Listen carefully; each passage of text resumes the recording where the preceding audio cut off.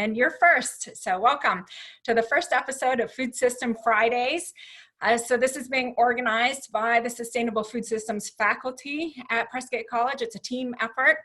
My name is Robin Currey, and I'm the director of the Master of Science in Sustainable Food Systems program here, which is an online program that seeks to support students in their efforts to build more sustainable food systems in their own communities.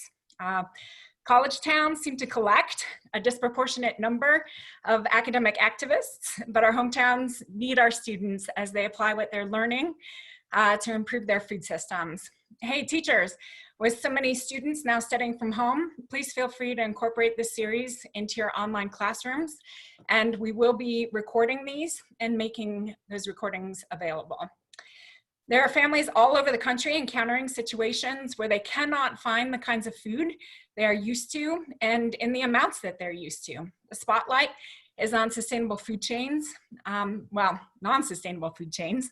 The spotlight is on food supply chains, and clearly many of our existing food systems are not equitably ensuring food for all, even in the best of times.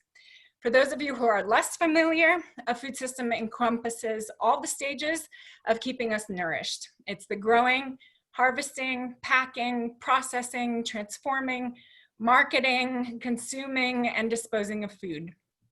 We are avid advocates for sustainable diets, which are diets with low environmental impacts, most often with local supply chains that can play an important role in ensuring food and nutrition security. As a faculty, we are thinking and concerned about the increasing vulnerability to food insecurity that has happened as a result of isolation measures associated with the COVID-19 virus.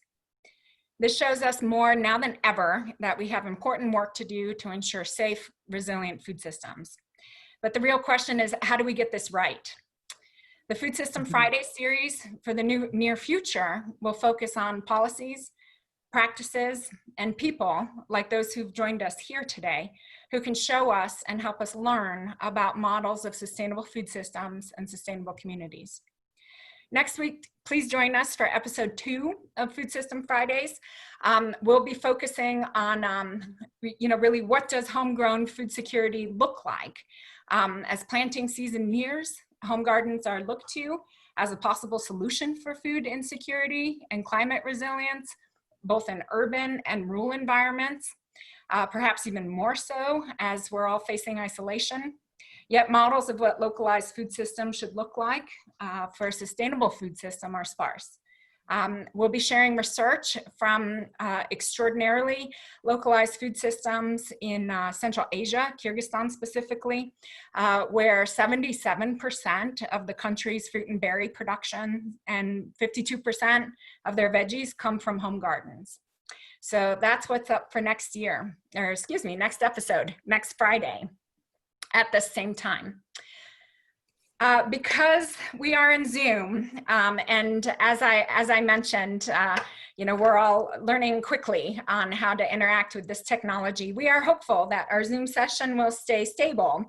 And so if for some reason it does not, we invite you to log back in using your same link that you were distributed. So same thing for the panelists, but we are optimistic that we will be able to stay up and running. We're going to have the panel session, and then it's going to be followed by a question and answer session. And you'll see in Zoom, if you hover your mouse up and down and around, there's a Q&A box option. So feel free to write your questions in there. And I will be trying to keep track while our panelists are speaking. And then I will make sure that we get as many of your questions answered as possible. I do just want to remind you that we are recording this session, so please be mindful of that in the chat, but we will be distributing this and it will be available later. So to the thing that we are all here for. We are all here for this wonderful group of folks from Athens, Ohio. And as we seek models of food systems that are getting it right, Athens, Ohio has gotten it as right as we can get it. While the rest of us are facing food shortages with our just enough, just in time food system, with 40 years of food system localization supporting Appalachian Ohio communities. Athens, Ohio is weathering the COVID-19 restrictions better than many communities that are importing food from other regions. The global pandemic threatens the supply chains most cities are dependent upon. Some of you may already be familiar with the active work in food system localization in the multi-county Appalachian Ohio bioregion. The year-round Athens Farmers Market has been cited as one of the top 10 farmers markets in the nation. Profiled in the Utne Reader as one of the 3 places in the world engaged in some of the brightest ideas in the local food movement. The region's food economy has been characterized as a national model for sustainable community development. Ken Meter, one of the most experienced food systems analysts in the United States, describes Athens as setting the tone with a strategy of building cooperative, community-based food business clusters. He states this model is the best vehicle for rebuilding the American economy. And that's what we're looking for right now, is models that work, and some of the important drivers of these successful businesses are here joining with us. There's no better person to facilitate our conversation than Dr. Lisa Trocchia. Lisa is a long-term Athens resident, faculty in the Sustainable Food Systems program, and academic activist for food systems. Please listen to our 6 panelists as they discuss the community we're studying. Yeah, thanks everyone. And I want to take just another minute to thank everyone, our panelists and those of you who are participating in this webinar, making the time. It's such an important topic. And I'm just thrilled to be able to share with you a little bit about what we've been doing in Athens. So in the chat, we'll be posting a link to a fairly recent article that was published, I think it was last summer, by Civil Eats. It was written by Nicole Rasool, and it really provides some context for the Athens area and what's going on here. But just briefly, I think it's important to establish that it is a rural area. We have a population listed at in Athens of about 25,000. But we also are the home to Ohio University, so those numbers get disputed, and I think possibly maybe as little as only 5,000 permanent year-round residents, because the enrollment of Ohio University is something around 22,000. So there's that dynamic that also happens, but we're also within our county population of around 67,000 people. So we have our challenges. But we definitely have some assets which we've built upon. So it's, again, rural southeastern Ohio. So this is very distinct culturally and geographically from the rest of the state, if you've never been in our region. Athens is located in Appalachia, which is a federally designated region, a 13-state federally designated region, but more specifically, it's part of an 8-county bioregion considered to be the central region of Appalachian Ohio. So I mention that because a lot of the work that Prescott College does in our Master of Sustainable Food Systems program has a bioregional focus. And so much of the work, the food systems work that's been done in Athens over the years has engaged with this bioregional sense. Although certainly there are organizations, and you'll maybe hear more about that, who are part of broader networks. So briefly, how did Athens get here? This will obviously be an oversimplification because we really want to spend a lot of time with the panelists. You know, there's always been in this region a very strong cultural sense of self-sufficiency and of cooperation. And that's come as a response to the socioeconomic conditions that resulted from 150 years of extractive industry in the region. But merging with that, I think, you know, in the 1970s was the energy that was brought to the area by the Back to the Land movement. And those were the folks who came as part of a broader social experiment of collaboration, environmental consciousness, and very importantly, the project of food self-sufficiency. So I know that probably as late as the mid-1990s in the Athens area, there were no fewer than 17 intentional communities, which is quite remarkable. So it was those individuals who lived in intentional communities who were responsible for organizing one of the first and largest food co-ops in a multi-state region. It was called FORC, the Federation of Ohio River Cooperatives. And some of those same individuals and others who were connected socially and also attracted to the very hip Athens vibe, which continues today, began creating key infrastructure, worker-owned businesses, a supportive environment for food entrepreneurs, and nonprofit organizations that were community-based, that were asset-based, were bioregionally focused, and highly collaborative. So this isn't the whole story, as I said, obviously, but it was these things that set the tone for what has become one of the most successful and cooperative models for food systems localization in the nation. So with that very brief bit of context, I'd like to introduce our panelists who've been waiting very patiently. We're going to provide full detailed biographical information on each one of them in the chat with links to their work. Because I know if left to my own devices, I could go on and on and on and on about how wonderful they are and the wonderful things they're doing. But in the interest of time, check the chat if you'd like to have some links about these folks and what they're doing. And we hope to be joined by two other panelists if possible, and they may pop up and they may not, but we'll go with what happens. So for the moment, I'd like to first start with Michelle Ajamian. So Michelle is co-owner of Shagbark Seed and Mill and founder of the Appalachian Staple Foods Collaborative. In the newest iteration of that project, she is now collaborating with the nonprofit organization Rural Action to expand that network. So hi, Michelle, welcome. Well, hi there. It's good to see you. Good to see you too. The next person I'd like to introduce you to is Dottie Fromal. And Dottie is a phenomenal community organizer. She directs The Hive, which is an after-school drop-in center for youth. And she founded and organizes a free Thursday night dinner in the community of Nelsonville, which is in Athens County, and serve over 100 people weekly through community donations. So thanks for joining us, Dottie.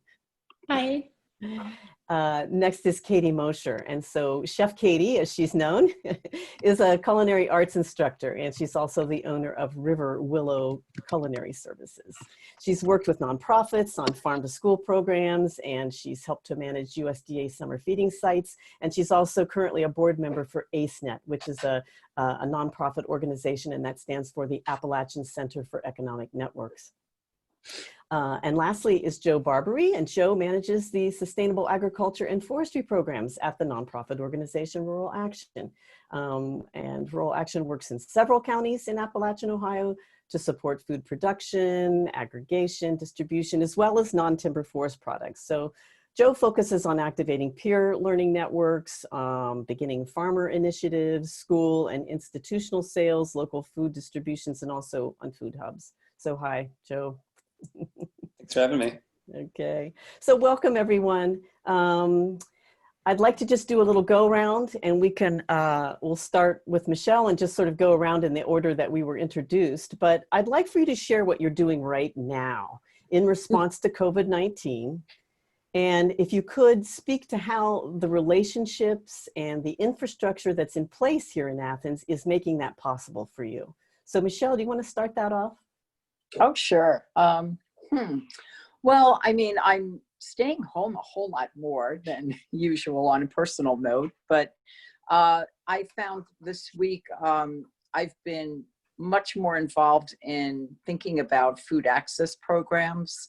Shagbark did do this big push a few years ago. Lisa, actually, you and I worked on this together, putting together a price class for food access programs that was much lower than anybody else pays. But this week is a whole different story. All the schools are closed down. So working with local folks who are getting food out to those school districts to make sure that food is available to people who depend on their kids eating 2 meals a day. We have 85% free and reduced meals in Athens.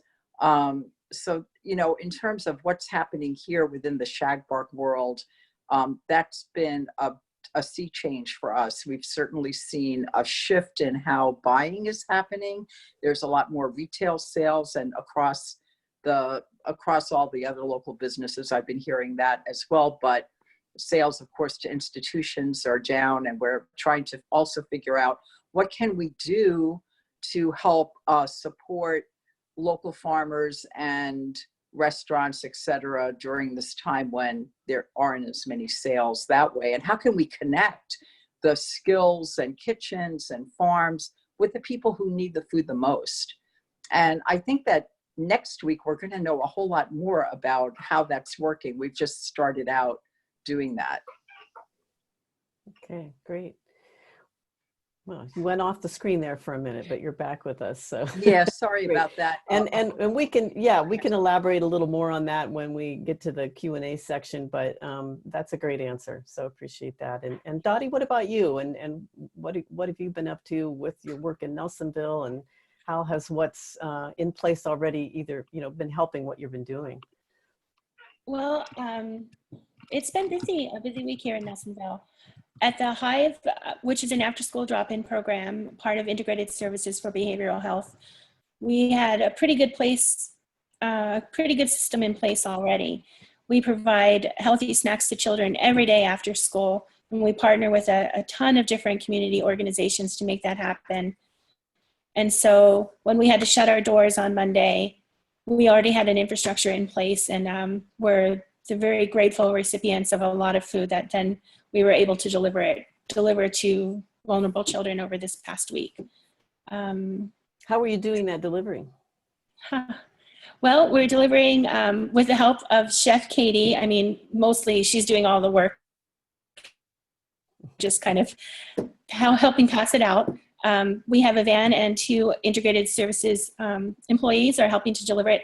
We have a list of people that wanted to sign up, and we had 100 meals Thursday night to deliver, and it took us about 15 minutes to fill out our distribution list, and we ran out of food by the end of the evening. So we're hoping that we'll be able to expand.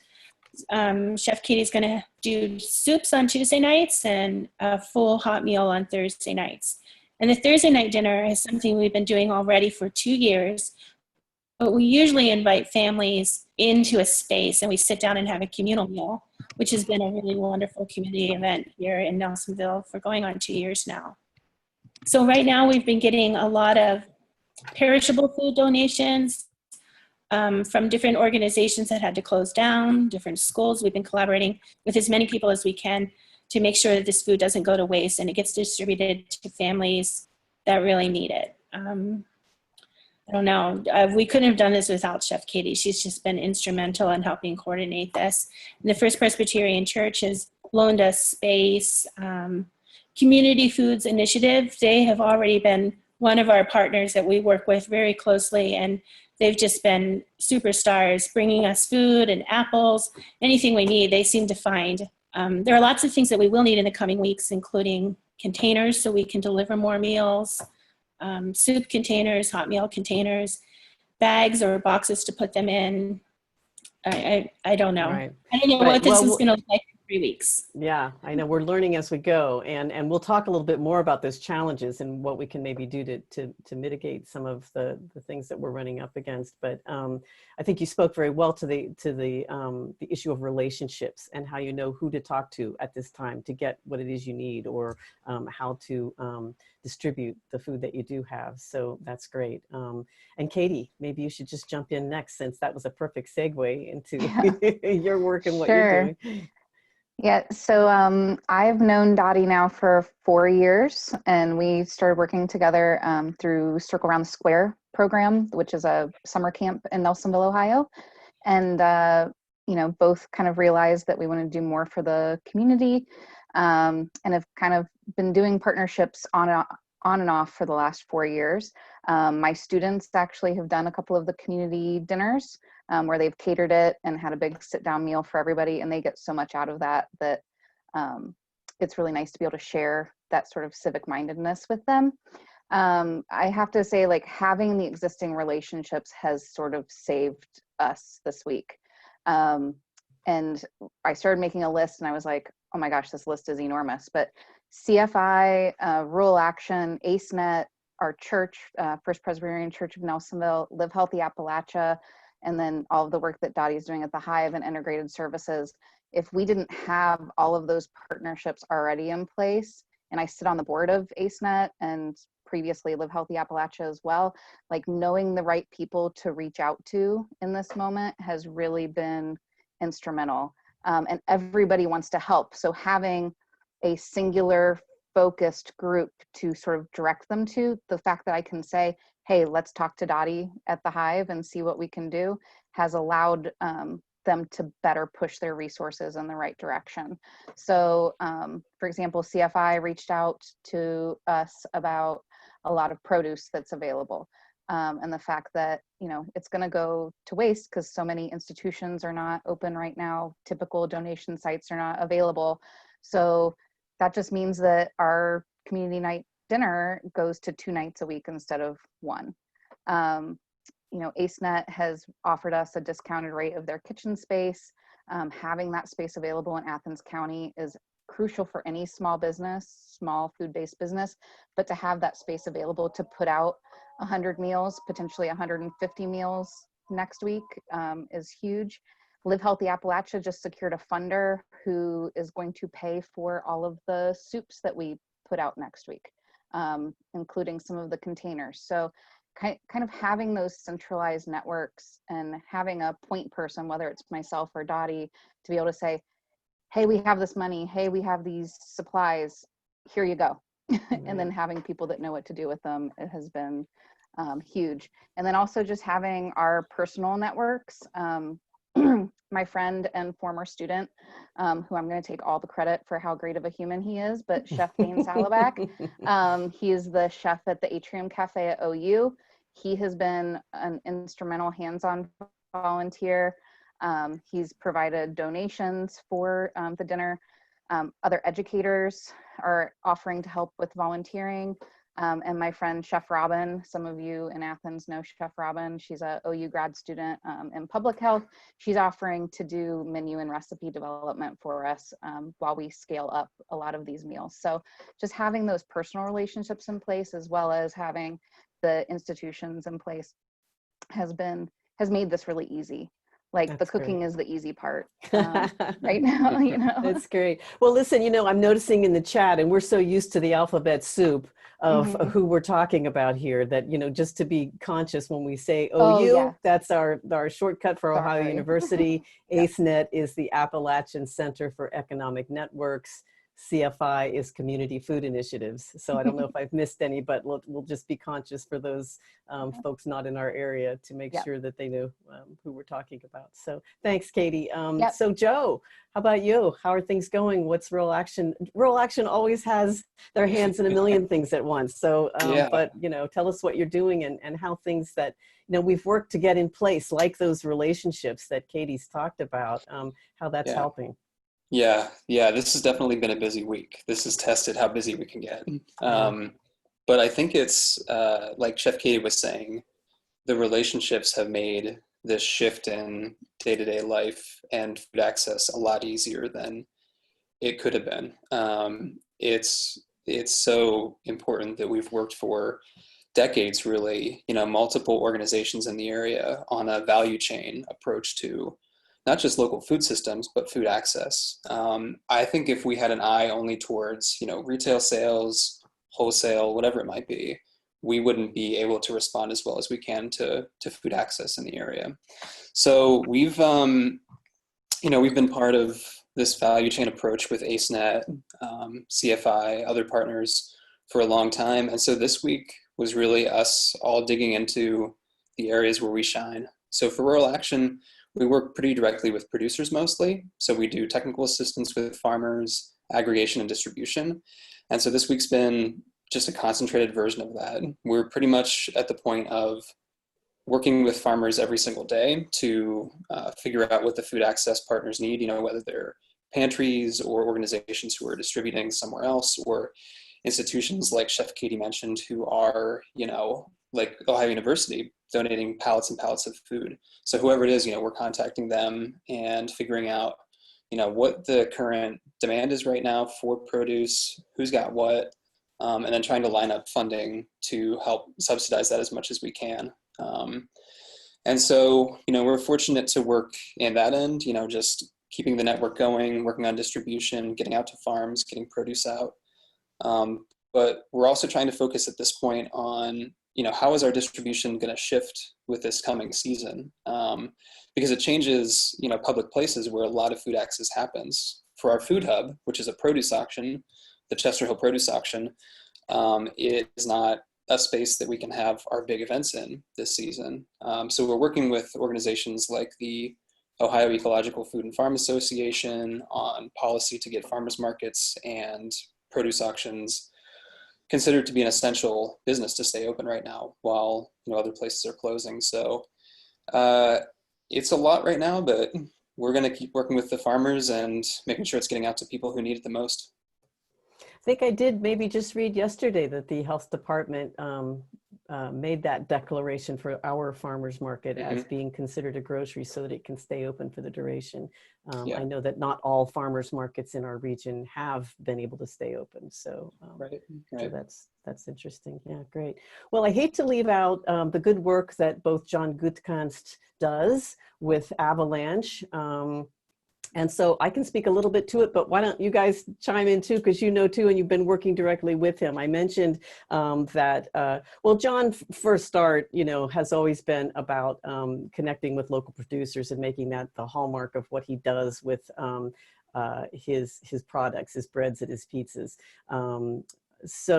But right now he stepped up to the plate right away. And I wish I could show you pictures of what the lunches are that he's feeding folks. They're just these amazing, creative gourmet meals. But I think when he spoke to me last, he was down in the Federal Hawking School District, which is near Athens, serving, I think, over 200 lunches this afternoon, and it may be why he's not with us here. But has anybody worked with John in the last week or so? Do you want to speak to that, Dottie? Yeah, we were on Monday, he delivered 50 lunches to Stewart's Opera House for children here in Nelsonville. And they were gone in about 15 or 20 minutes. It was just amazing. And the children were so happy. There was one little boy who came, he was literally skipping away when he got his lunch. It smelled delicious right from the bag. And I know he enjoyed it. And it was very kind of them to deliver those meals. Yeah. Katie, you had your hand up too, I think. Just that I've worked with John in the past, Oh, and he's a phenomenal human being, and the premier pizza extraordinaire on the planet. Yeah, so absolutely. And Michelle, of course, you've been partners with John and Avalanche for many years. Yeah. And I'm so impressed with John. We delivered a couple of 100 bags of tortilla chips, single serving, or actually they're 2 servings per bag, but little bags of tortilla chips to him that went out to Federal Hawking and went to Nelsonville, I think on Monday, but Federal Hawking today. And my understanding is that he was out in his parking lot. So they were out in the air under a canopy packing everything so that people could be 6 feet apart from each other.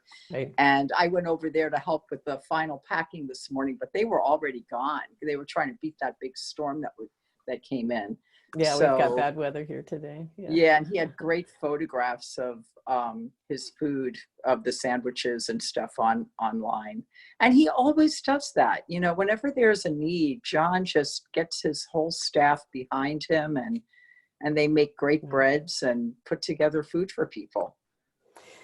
So Joe, maybe you can talk a little bit about some of your partnerships with community food initiatives, because Marianne Martinez was our other panelist who I'm sorry was unable to join us. I really wanted folks to hear from Marianne because although she's completing her PhD at the moment, she's actually a graduate of the Masters in Sustainable Food Systems program, formerly at Green Mountain College.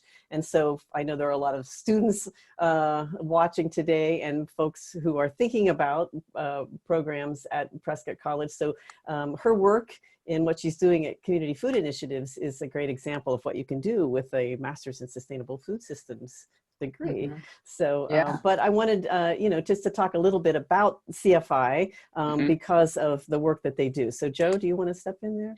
Yeah, sure. So community food initiatives, like a lot of the organizations around here who do food access work, have been working for, you know, the past several decades on food access, with a lot of focus primarily on getting fresh local produce, you know, both supporting farmers and getting it to those most in need. So distributing to pantries all throughout the county, and, you know, and putting money right back into the hands of farmers in the area. So it's not just, you know, supplemental feeding, emergency feeding, but really getting fresh produce and having an economic impact as well.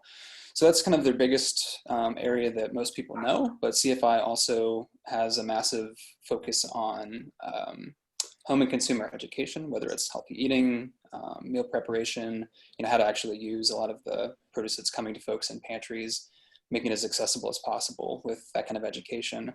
And also, you know, network building communities with some new curriculum they're working on and getting out into communities to look at food access from a, you know, holistic perspective, not just kind of responding, but also looking at how we can develop the resiliency within communities so the communities themselves have a lot of power and not just relying on, you know, outside organizations to help out. So they're doing a lot of amazing work in Nelsonville, obviously Athens, Morgan County. Produce comes from both the Athens Farmers Market and Chester Hill Produce Auction. So it's usually a bulk of produce coming from both those places throughout the season. Well, thank you. I appreciate Mhm. that. Yeah. Yeah. It just highlights that whole, the networked approach that I think that we have always had in Athens. And a lot of that does revolve around our own social networks as well. I've often said that at our meetings, food systems meetings, it's more hugs than handshakes, although that's not the case now. But those things matter. And I think that at times like this, it's really, it becomes very visible how relationships matter and how that can sort of strengthen the power that we have and the things that we can do. So you've highlighted that in your remarks to that first question. So let's go on to that second question because, oh, Michelle, did you say? Did Yeah, you have a I hand just up? wanted to say a little more about CFI because Sure. I realize that there are people here that are not from our region and maybe don't get like how incredibly innovative their program, the donation station, is. Right, thank you. Because they have a booth at our farmers market and people are shopping at the market and can buy a little extra and give it to the donation station or give them a few dollars. And at the end of market, they can go to stalls that haven't sold out and buy from the farmers there. So it's such a great model of win-win. You know, the farmers get their produce purchased and that produce and other products get out to people who need it. And I just think, you know, if every farmer's market had a donation station, wouldn't that be fantastic? And the other thing they're doing right now is they're trying to raise additional money so they can do more local buying so that this can be an opportunity, you know, like the silver lining in this situation could be that it's an opportunity to strengthen even more the connection between our local value chain, which is so good, but really making sure it's connecting to the people who typically don't have access. And anyway, I wanted to say a little bit more about that. Yeah, that's great. Dottie? I just wanted to say something about CFI Community Foods Initiatives as well. The Hive is a recipient and the community dinner that we have every week of donations from the donation station. And not only do they provide us with raw materials, sometimes they bring us really innovative food. One time they provided us with a big birthday cake for our children at the Hive, but it was made out of eggplant. And the kids had no idea. One time they made dessert for our community dinner, and it was this delicious little pudding cup, and the children devoured it. And then they learned that it was made out of butternut squash. And so we love community foods initiatives. Yeah, we all do. That's great. So, so what are our challenges? So, you know, we paint a nice picture. We've done a lot of things. We have a lot of accolades in this region due to the efforts that you and others have extended to make our food system more resilient. But, you know, this is an extraordinary time and we are faced with some challenges. You know, I think Joe was speaking to that and a few other folks about what it means to, Michelle, I think, to look at those, you know, the patterns of distribution that we've had previously, and you know, is that going to be something that works if all of it? And just to be clear, here in Ohio, you know, all of our restaurants are closed. Any sit-down restaurant is closed. So those places where growers were selling their produce or their meat or their, you know, beverages or whatever it is, those are no longer options for them. So what are some of the challenges that you think we're facing? And if you have ideas about where we can go with that, I'd love to hear that as well. Misha? Well, you know, the other part of what I'm doing, which is kind of led to the start of Shagbark Seed and Mill, is the Appalachian Staple Foods Collaborative. And I'm hoping, yes, you can hear me. I just wanted to make sure I wasn't on mute. Yeah. No. So I think a really big challenge that is really brought home now, but it's been ongoing, is the fact that the industrial food system has really changed the character of food. That's why we have diet-related illnesses, epidemic all across the country. And we decided to focus on staple grains and beans because we realized that that's the biggest part of our calories and protein and nutrition worldwide and historically, all the way back to the beginning of agriculture. And if those crops aren't available locally, and if we don't have the infrastructure in every community to clean seed and to have dry beans and grain available, then we don't have food security. And I think that's a really big challenge. We're kind of lucky that we have Shagbark here to some degree because we can do those things, but there are still issues about how food is distributed. How would we get crop in? How far away is the crop we're processing coming from? It's typically around 100 miles. So how do we change that whole picture that used to be, even just 60 years ago, every town had a mill. Anybody listening must know a street in your town that's named Mill Creek or Mill Road. And there are lots of towns with the word mill in them, but look around and try to find those mills and they're mostly gone, although there's a resurgence now. So that's my focus, you know, just thinking about how do we get the dry goods, the shelf stable goods, become part of our local scene and not part of the, and, you know, kind of take a piece of that away from the industrial food system. Right. Yeah.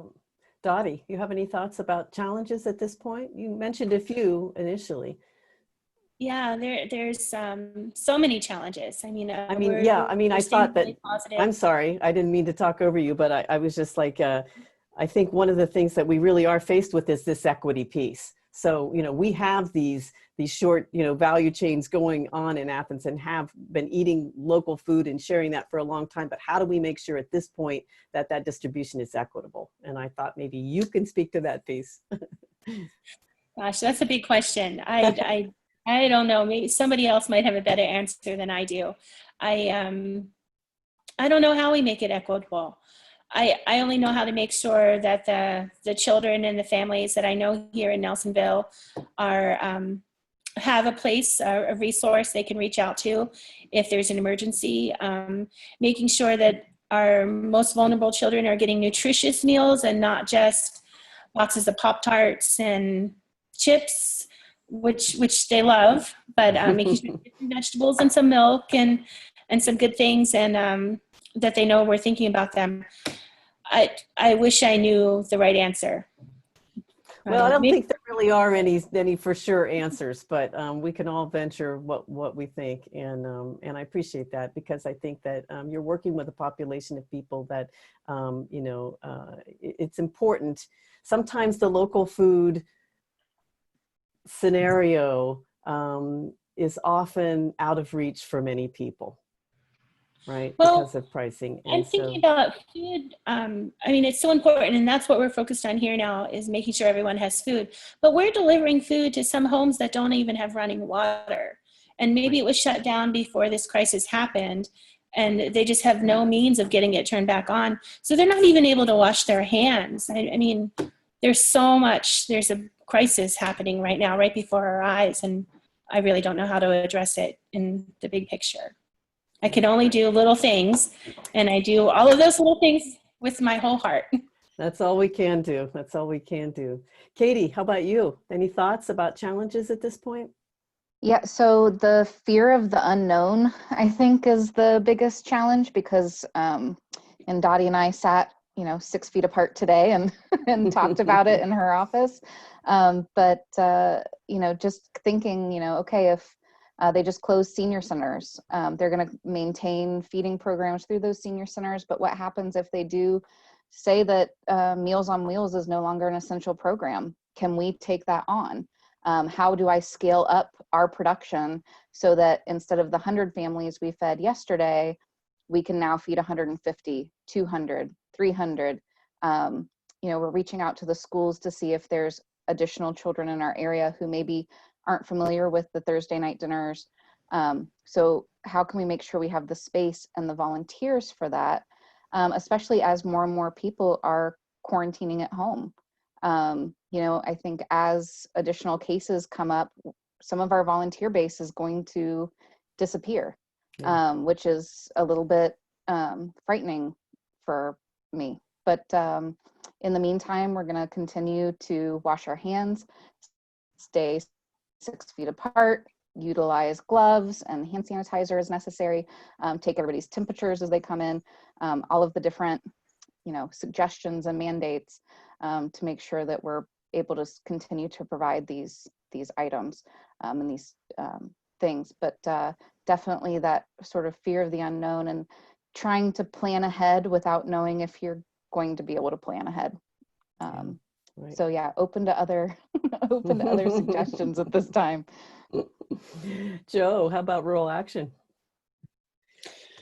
Well, I think since we, are interacting the most with producers and trying to get it to, the points where it's most needed, infrastructure is always the thing that comes to mind. Like Michelle mentioned, it's the hardest thing for us right now because, we have programs.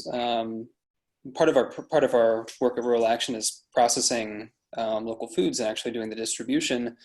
But that processing usually requires freezing, and that requires a lot of freezer space. And so we're limited by the amount that we can get out.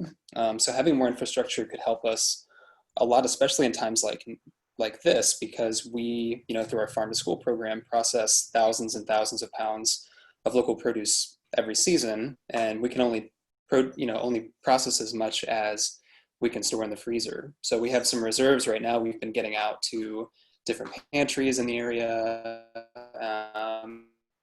use different recipes, and it's helpful. But if we had 10 more walk-in freezers, we could feed a lot more people right now versus waiting for the season to really get going. So infrastructure is a huge one for us. I think the other one is ensuring the access, like we've been talking about. This is a really critical time, and why we've kind of been building up to this for incorporating, incentive programs for like SNAP matching. Produce Perks Midwest is one that we've partnered with. So ensuring that, anybody who is using their SNAP at a farmer's market can double up those dollars. Or Wholesome Wave, it's another one. Different programs like that, vouchers that help to offset costs. We want to find a way that both drives the market and makes it sustainable, but also brings it to people who can actually access it, not just those who have the money right now. So we're worried about access and getting it to people for sure. Yeah, and you brought up a really interesting point because policy is going to be a huge part of this moving forward. So many people, food workers who are now out of work. And it's also a time when, getting ready to plant. We don't know how much to plant, where you're going to be able to sell it. I mean, there's just a number of things, but policies are going to be something that we'll really need to look at in terms of how we move forward. I just thought before we start to wind down, if there's anything you would like to mention in terms of innovative programs or initiatives or things that are happening right now. I mean, I just happened to get something that came through this morning about the Southeast Ohio Food Bank and Kitchen, that they're transitioning to drive-through meals at all of their sites. So, so for anybody 60 and older, they get to eat free. Anybody younger than 60, it's $5. You just sign up, and I know there are a number of stores in our region call in, they'll put your order together, you know, and so they're staying open so that people, you know, who are selling to those stores, local producers, are still able to, you know, to do that. But they're being innovative in terms of how they're managing that safely for people. Anybody else have any things that they've heard of, innovative things that are happening? Katie? Yeah, so I have to give it up for my fellow educators and administrators in our area.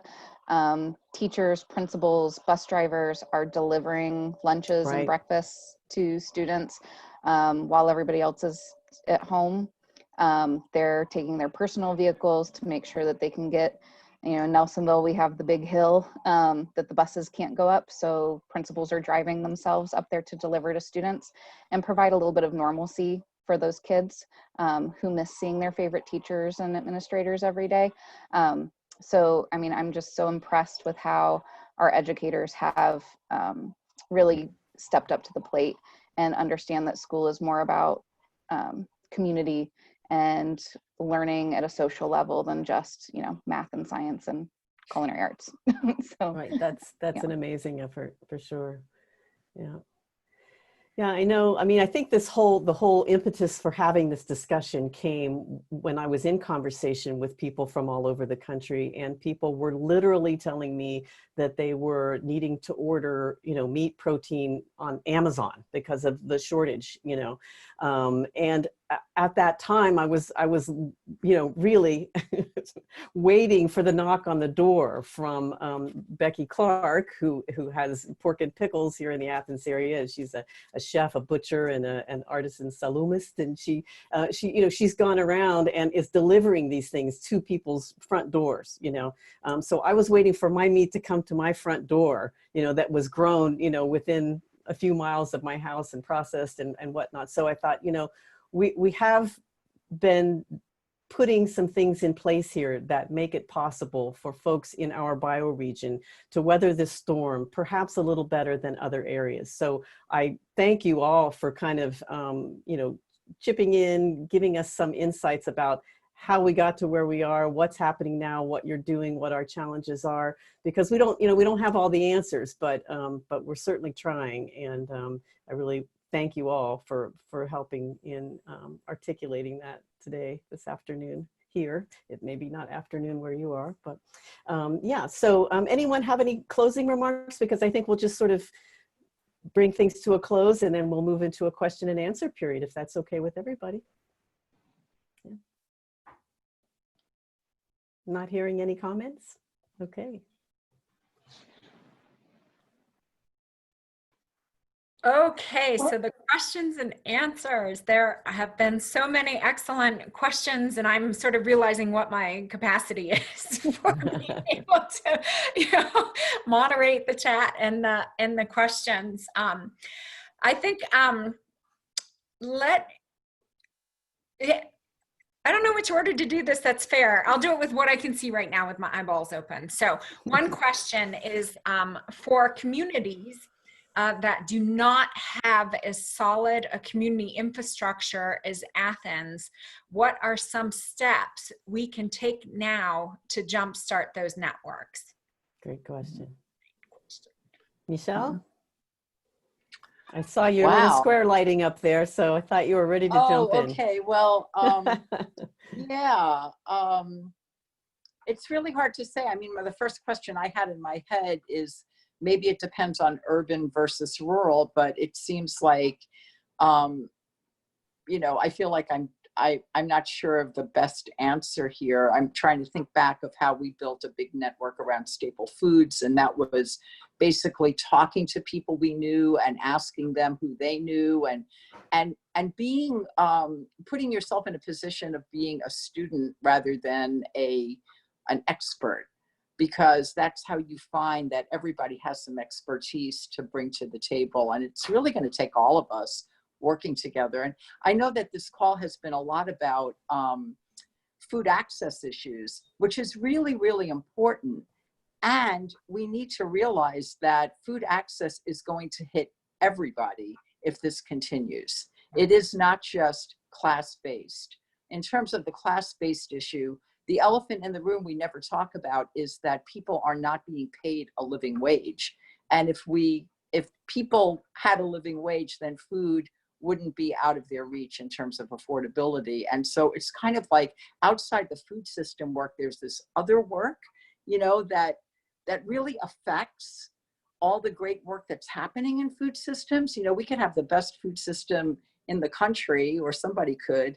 And if people are not making, you know, what's Ohio's minimum wage? Is it $8 and change an hour? Who could possibly live on that, even with two people earning money? And how do you afford food? And there again, you go back to this whole thing about what's on the grocery shelf and what's even in the food bank. What are the commodities that are being brought in there? And where are they coming from? And what kind of nutrition do they really offer? And how are we going to distribute and get food to everybody?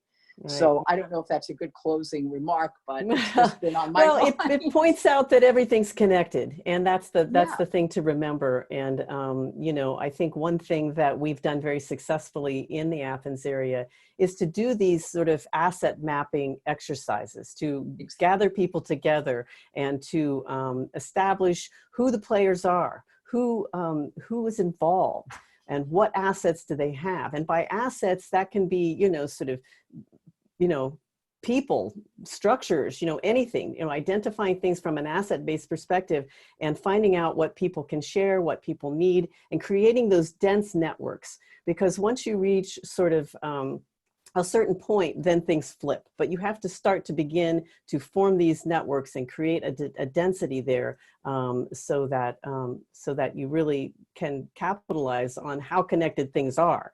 You know, that's the key. You can't just say, okay, this is the answer, right? Does anybody else have an answer to that, Dottie? Yeah, I just have, I would say just if you're able to feed one more family than your own, maybe think about a neighbor in your community, make a meal, leave it on their doorstep, let them know it's there. That's how we started our community dinner. We invited 6 or 8 children.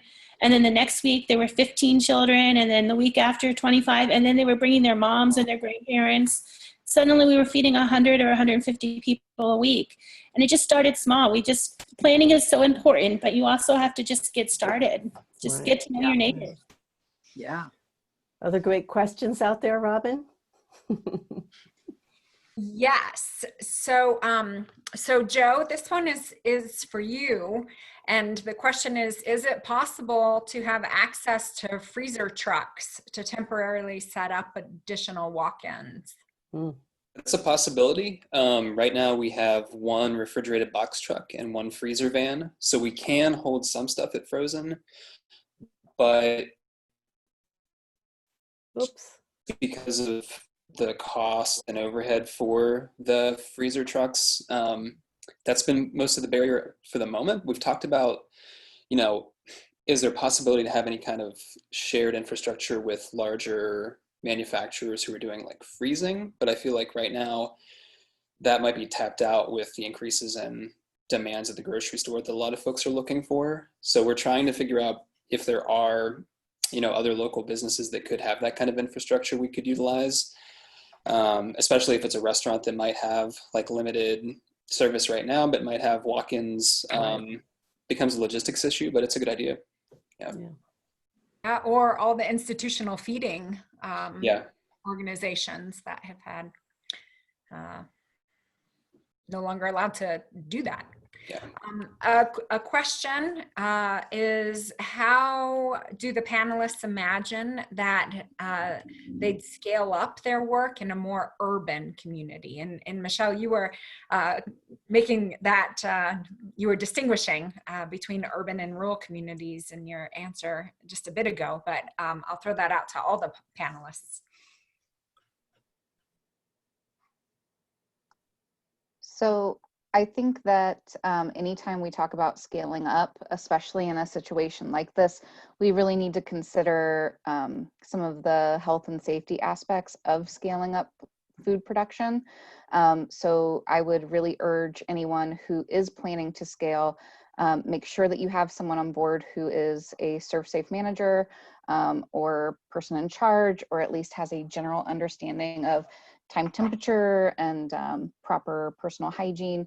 Because I think a lot of times when we start scaling anything, whether it's a restaurant or a feeding program or food access, we get so excited about having the bodies that we kind of forget that we need to train them to do things properly.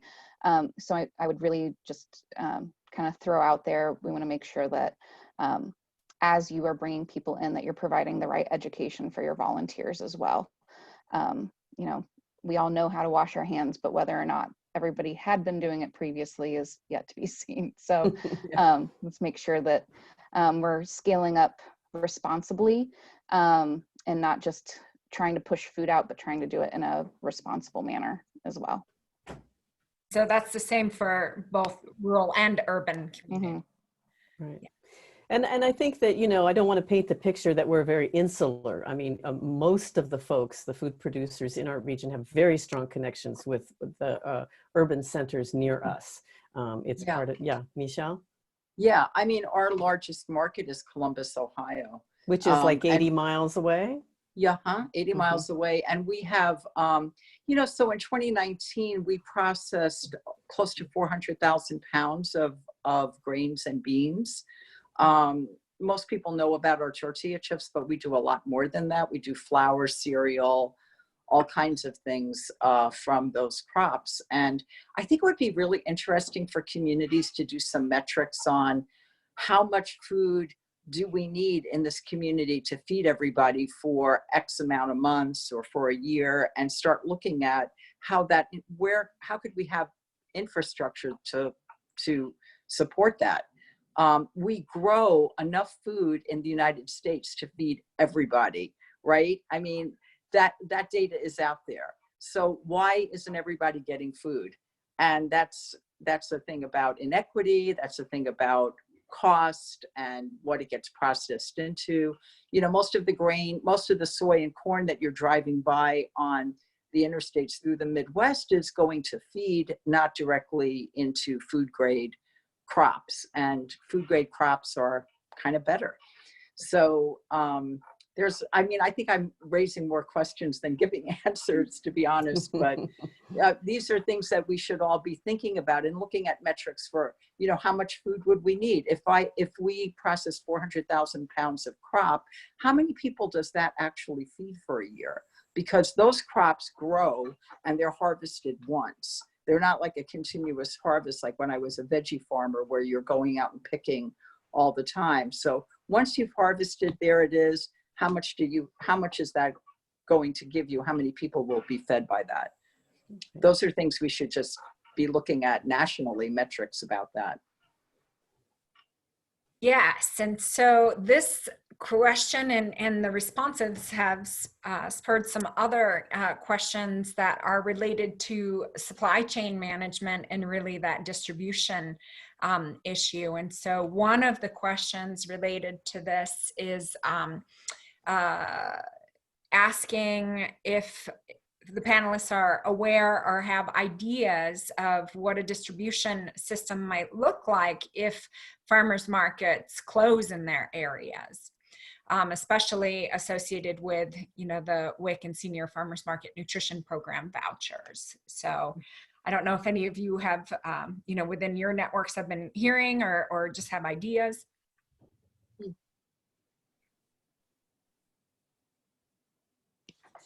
I think there was a good update from OFA this, noon, our time, Eastern time. So Which I is think the Michelle, Ohio Ecological Food and Farming Association. Yep, sorry, acronyms. So Michelle, I think, was on that call, but, you know, some of the ideas that are coming out are, you know, curbside deliveries if you're in a more urban setting. What we're thinking about is methods of doing kind of bulk drop-offs for customers who are maybe not able to access those markets, like farmers markets, auction houses, whatever they might be, because of, you know, limitations from the governor's office, whatever public health requirements there are. So possibly, you know, bulk drop-off method, locations, things like that. Kind of expanded quasi CSA models where multiple farmers could be pooling, dropping off, weekly, twice weekly orders, and, a schedule of pickup times when people can go. That's not, a large enough crowd where you have concerns of, spread of the virus, or you have some way of doing it direct to home. I'm not sure what it's going to look like for us this season. Like I mentioned, we are an auction house and we rely on hundreds of customers coming out twice a week to buy from, 200 plus farmers. So it's going to look differently this season. For us, I think it's going to be a lot more direct to the institutions that are open, and, a retail kind of home consumer side of things that also includes a lot of food access. Organizations like Produce Perks, I mentioned before, are a great resource. So we're trying to work with them and leverage those partners to figure out how we can do distribution and still get it right to people who need it, who might not be able to afford it. That's going to be the harder part, I think, because the people that can pay will still pay. We'll still be able to have our wholesale orders. We can still do that. But getting it to folks who cannot afford it is still going to be the harder part of our distribution. So I'd love to think more about that with folks who are on the call and the webinar to talk more and brainstorm ideas, because it's something we're all going to face. Yeah, absolutely. Yeah, because you transitioned into another question that was there in one earlier, asking about, what online solutions there might be in terms of sales and marketing for farmers markets, but other just direct, farm to purchasers. So the specific question is, can you address innovative solutions for supply chain management, online marketing, and transportation for connecting rural food producers to markets in other regions?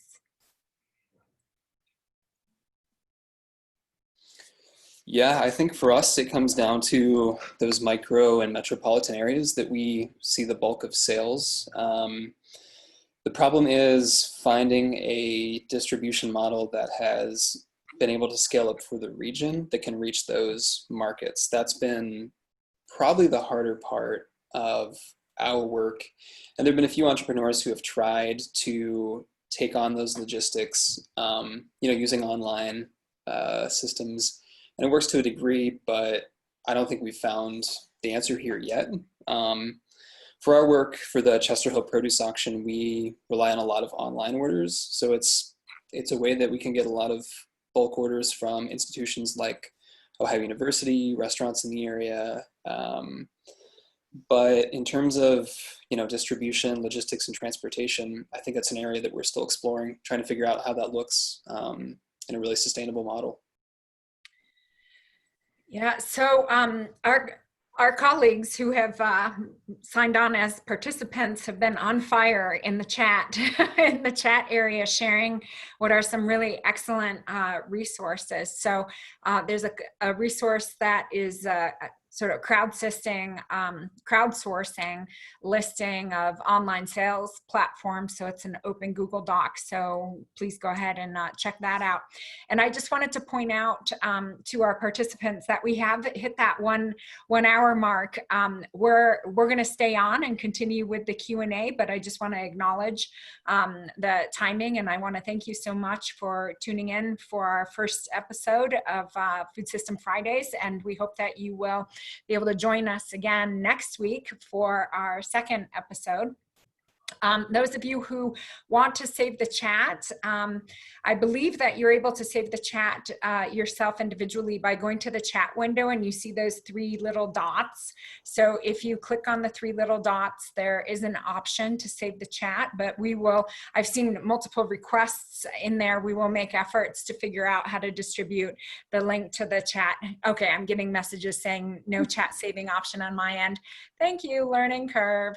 So we'll make sure that we get connections to that there, because it's really a wealth of information that you all have shared with one another and with all of us. So thank you so much for doing that. So like I said, I'll continue with the questions here, and so then there's there are some questions that, for example, are in the Q&A session that I think this is better for chat. So I'm going to put this out here for all of our participants. And it's if we know about resources, food distribution networks that are serving the northern Arizona rural areas. And so if you are aware, I thought I saw in there that we had representatives from Pinnacle Prevention and the Arizona Food Systems Network who were participating. And so that would be your best contact for that information. Arizona Food First Foundation is another place where you can find that kind of information, and you're welcome to follow up with me individually afterwards, and I can get you pointed in the right direction. So actually in the chat, I'm going to go ahead and put my email if you have specific questions. There we go. So my email is in there. So for the panelists, some other questions here. Let's see. So there were some very specific questions that are concerning food safety and hygiene, and more specifically around food handling that came up. And while the panel was underway, a lot of folks were sharing resources from Ohio State University, for example, from their food safety main site. But there were also questions about how do you disinfect your fruits and vegetables, some asking if bleach is effective or not, and how do you handle produce with COVID? Do you wear gloves? And so, I pointed them to other resources for their local communities, but I want to make sure that the questions are being posed as asked to the panel. So please feel free if you have any specific comments. So as long as it's an item that's going to be cooked, yes, you want to use proper washing and rinsing of your produce, and that article from the Ohio State Extension Office is a really good one to refer to. If it's something that's ready to eat, salad greens, something that you're not going to cook later, industry standard is that you don't have bare hand contact with that produce once that it's been washed. So if you have gloves, utilize gloves. If you can use tongs, use tongs. And then of course, make sure that you're washing your hands the entire time.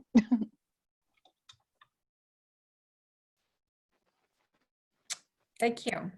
I would just jump on to say, always reach out to your county extension agent. That's going to be your best bet too for a farm perspective. Let's see. Supply chain management. So there was a question about, do you know what percent of food is produced locally relevant to the population? And I'm not sure if the person asking the question meant specifically for the Athens area or just in general, but I'll just go ahead and throw that out there as the question was asked. Yeah, I don't know that. Does anyone? I mean, I know there were goals. I'm not sure how that has been implemented over the years, but yeah, we have. I mean, just sort of on a slight tangent. Athens does have one of the shortest supply chain mileage sort of constructs in the nation, the Athens 30-mile meal, which is, sort of marketed as a way to make it clear that everything that you need nutritionally can be sourced within 30 miles of Athens. And that includes the beverage of your choice, staple foods, desserts, fruits and veggie, meat, protein, the whole deal. So it is something we've been working a lot on, and there were some things that were being done at some point at a certain percentage of a shift, but I'm not sure what goals I don't know, Joe, if you're probably more in that loop. Yeah, I think a good resource, and I don't have it offhand, but there's a really good resource from Ken Meter, who you mentioned at the beginning. That's kind of it's a few years old at this point, but it essentially looked at production locally in the state, and I think it was around 3% statewide, like local versus what's consumed locally. So I think the purpose of that paper was to look at like what a 10% shift looks like in the produce industry, in the local foods industry, and the changes. So I don't know if you've got that, Lisa, or I could try to dig that up and we could share it with people. Yeah, I think it's I have it like, somewhere, yeah, but the 10% like shift was, yeah. And I think right. even in Oberlin, they were, or up in Cuyahoga, they were even talking about more and looking at those metrics. But yeah, it's been something folks have been talking about. Yeah. Well, but, you know, if I can step back to the more, you know, the whole of the United States, we really have very bad tracking systems for determining, you know, there's no fixed definition on what is a local food, Right. you know, how far food needs to travel in order for it to, you know, become a regional food as opposed to a local food. You know, definitions range from 30 is very tight, but from 30 all the way up to 400 miles, depending on, you know, which definition you're using. So it's a great question, and the short answer is that we're deplorable at being able, you know, and tracking that. We literally do not have the access to that kind of information. But there are lots of different methods that are folks are trying to work on this data issue. And if you look in the chat right now, there's thank you very much for the crowdsourcing of links to different organizations who are trying to tackle what's really a data issue and a data aggregation issue. So it's a great question, and one that really none of us have an answer for. Yes, so I wanted to chime in on that, and it's back to metrics. I totally agree with you, Robin, that we don't have tight metrics looking across the country. I do know that in Ohio, we were looking at spelt as a crop because Ohio grows most of the nation's spelt, and yet over 90% of that spelt, it leaves Ohio, and it's all leaves for feed. And the reason for that is that spelt has a really good hull that stays on the grain, and that means it stores really well for feed. However, it's also got a whole lot more protein and B vitamins, et cetera, for human consumption. And so Ohio, and I think every state is like this. We produce a lot of whatever we produce, and we ship it pretty darn far away. So localizing what we can grow in our states or in our bioregions, I like the bioregion model better as well, would be really great. But we need some metrics to show how things are shifting, you know, like has it gone from 94% to 91%, or, you know, what is it? So, yeah. Now, I think there's a great question here, and this may be our last question, keeping an eye on the time. But the question is, what role have government agencies and policies played in the move to a local sustainable food system in Athens? So it's in your chat if you want to you know, look at that again, but I'll repeat. So our participant is curious about the role of government agencies and policy in helping to create and maintain a more localized food system in your area.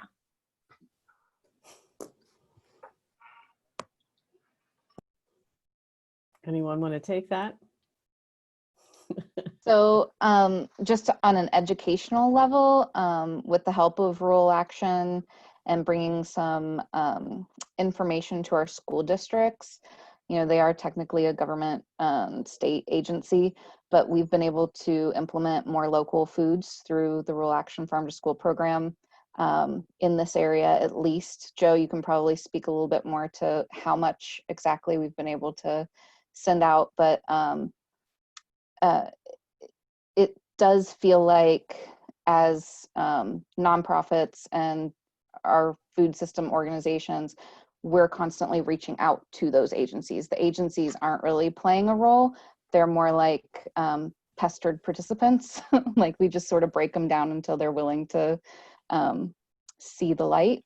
And And I say that as a public school teacher. So Joe, if you want to chime in and get me off the hook for the foot I just stuck in my mouth, I'd appreciate it. Well, I don't think you need to apologize, because I was just going to go out on a limb and say I think that this has really been a grassroots effort in our area. I think that we've had even a reluctance to engage with discussions on you know, being able to have chickens in your backyard, and really basic policy level things like that. So I think for the most part, what we've seen here has come from, you know, a perspective of solidarity and grassroots, you know, organizing. And, but if anybody has anything else to add to that. I think it's important too to mention that we have had a lot of success with the work in Athens through, you know, pretty big pools of funding from big federal bodies like the USDA. This is true. They've been really helpful with building up infrastructure and technical assistance. And like a lot of the work that Chef Katie was a part of with the farm to school work was, you know, not just looking at how we get more food into schools, but how are we supporting the culinary service staff in the schools, like on the grounds, who are trying to feed kids every single day. So on a federal level, there's been a healthy amount of support between Rural Action, the Appalachian Center for Economic Networks, community food initiatives, plus our local, you know, county government too has been supportive with, you know, setting aside pools of funds for purchasing and offsetting the costs of fresh fruits and vegetables, you know, local produce of any kind for, you know, school feeding programs, after school programs, community meals. That's helped to push a lot of money into farmers' pockets, but also to get it to places that are needed. And that was a county level initiative for Athens County. Great, thank you for that.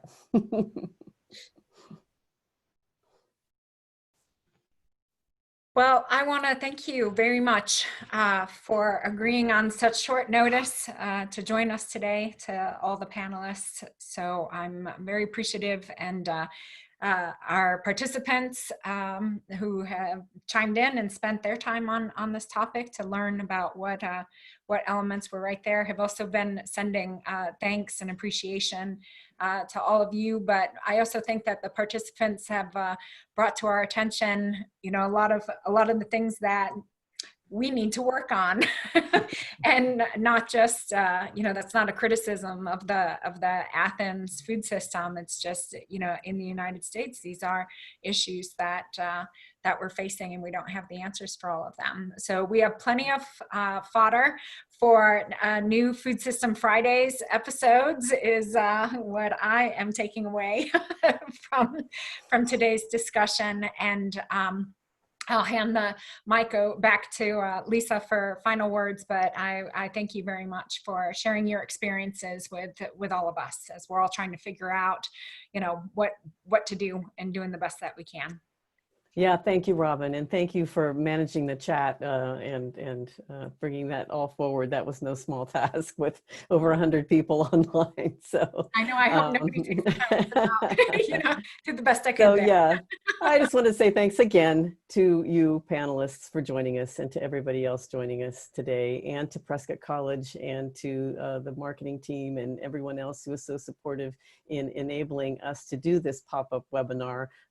We sensed that it was something that people had an interest in, and were really eager to engage with these difficult dialogues at this time. So I look forward to continuing them, and wish everyone well. Stay healthy. Yeah.